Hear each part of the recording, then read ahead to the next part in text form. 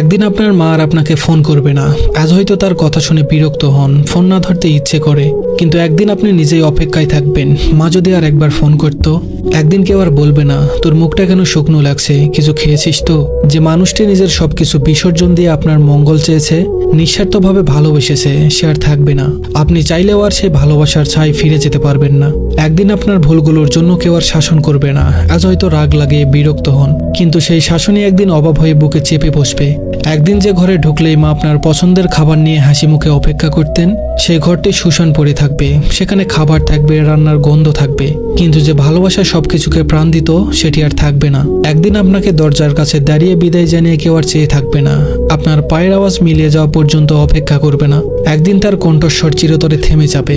একদিন আপনি তাকে ডাকার জন্য চিৎকার করবেন, কিন্তু কোনো জবাব পাবেন না। তার হাতে মাথায় হাত বুলিয়ে দেওয়ার আর কেউ থাকবে না। রাত জেগে আপনার জন্য চিন্তা করার মানুষটি আর থাকবে না, যতই ব্যস্ত থাকুন না কেন।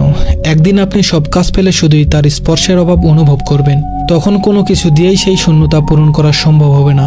সময় খুব নিষ্ঠুর, এটি থেমে থাকে না, কাউকে ফেরত পাওয়ার সুযোগ দেয় না।